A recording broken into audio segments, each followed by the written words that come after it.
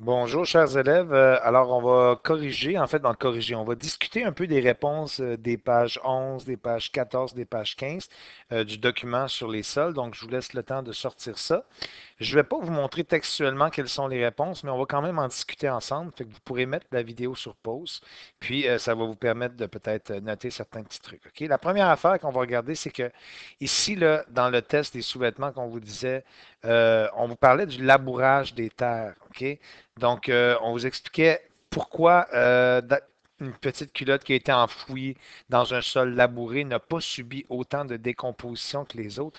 Bon, ce qu'il faut comprendre, là, c'est que anciennement, on labourait les terres pour retourner, si vous voulez, la terre et aller chercher les nutriments qui étaient enfouis un petit peu plus profond. Donc, souvent, c'est les nutriments de surface qui étaient utilisés par les plantes. Donc, anciennement, il y avait des plantes ici, là.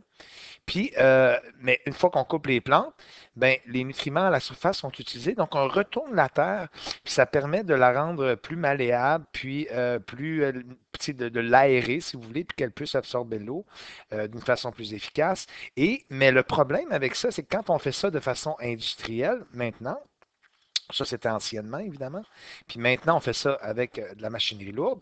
Ben, en retournant la terre d'une façon vraiment intense et agressive comme ça, c'est qu'on va exposer les micro-organismes, les vers de terre, les micro-organismes qui sont des décomposeurs naturels. On les expose. Donc oui, on va chercher des minéraux, mais on expose les décomposeurs. Puis quand on les expose, ils finissent par mourir parce qu'ils ils vivent mal sans humidité, à l'air et à la chaleur comme ça. Donc, on détruit les micro-organismes quand on laboure d'une façon trop importante. Donc, à la page 11, on vous disait pourquoi la culotte qui a été enfouie dans le sol labouré n'a pas subi autant de décomposition? C'est parce que les décomposeurs, ils sont détruits et ils sont éliminés par un labourage qui est trop intense. Donc, la culotte qui a été mise, par exemple, à l'inverse, comme vous allez pouvoir l'écouter, ben, qui a été mise dans une terre qui n'est pas labourée, qui a été enfouie dans le sol, elle est plus dégradée. Donc, le coton, c'est une matière qui est organique. Donc, cette matière-là a été dégradée par les décomposeurs d'une façon plus intense parce que le sol n'avait pas été labouré. Donc, ça va? Donc, puisqu'on laboure le sol, ben, on élimine les micro-organismes qui peuvent décomposer. Donc, un sous-vêtement ou n'importe quel morceau de coton serait moins décomposé dans un sol qui est labouré parce que les micro-organismes, ils sont détruits. Euh, donc ça serait pour notre page 11. Pour la page 12, 13, 14, ben, il y avait des textes à lire. Donc, à la page 12, je veux juste m'attarder sur quelque chose. Tu sais, des questions qu'on vous disait, on vous disait, qu'est-ce qui est nuisible lorsqu'on va compacter le sol? Compacter, ça veut dire écraser. OK? Ça veut dire écraser le sol. OK? Quand on va écraser le sol avec de la machinerie lourde, là, comme vous le voyez ici, là, ben, il va se produire plusieurs problèmes. Ça diminue la porosité du sol. Donc, le sol ne peut pas absorber l'eau. Donc, vous avez plein ici. On vous en demandait là, dans les questions. Là, il absorbe moins bien l'eau. Il y a une diminution des échanges d'air. La diminution des échanges d'air, ben, ça va nuire aux micro-organismes également qui sont bénéfiques pour la croissance des plantes. Vous en avez d'autres ici, là.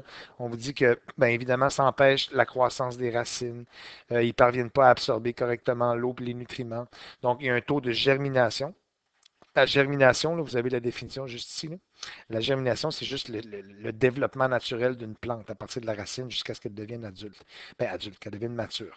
Donc, la germination, c'est le départ de la plante, puis ça rend difficile la germination. Donc, tu sais, à la page 14, quand on vous pose la question, nommez trois conséquences, ben, vous choisissez parmi ce que j'ai souligné en jaune qui est ici. OK, je vais accepter trois choses parmi celles-là, mais en autant que ce soit bien détaillé. Puis ici, là, à la page suivante, donc à la page 13, ce que j'ai mis en bleu, là, c'est des raisons, c'est des choses à éviter, si vous voulez, pour diminuer la compaction du sol. Donc, quand on vous posait la question, à la page 14, on vous disait trois solutions qui permettent de diminuer la compaction, bien, vous les avez ici, là. C'est entre autres éviter de circuler après une pluie, c'est vraiment pas une bonne idée parce que le sol est plus vulnérable. Diminuer la pression des pneus, recourir aux engrais verts afin d'aider le sol à retrouver une structure, blablabla. Donc, vous les avez ici. Donc, retenez-en quelques-uns. Donc, ça, c'est la page 14. À la page 15, on parlait d'un homme qui a réussi à aérer la terre par diverses façons. On vous disait pourquoi est-il important que le sol soit aéré, qu'il contienne des tunnels plutôt qu'il soit compacté. Bien, c'est important qu'il soit aéré parce que ça permet à l'eau d'avoir accès à la couche inférieure du sol. Ça permet au sol de respirer, ça permet le développement des micro-organismes. Donc, puis les micro-organismes, eux autres, ils aident à dégrader la matière et à produire des nutriments. Donc, tout ça, ce sont des réponses qui sont acceptées. Vous voyez? Quelle est l'importance des arbres à proximité des champs?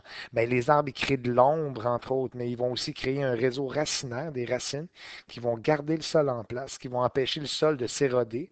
Et en ayant des racines aussi, ça va garder la nappe phréatique, c'est-à-dire euh, la nappe souterraine d'eau, là, ça va la garder un peu plus haute. Puis là, elle va être disponible pour que les plantes puissent l'utiliser, pour que les végétaux puissent l'utiliser.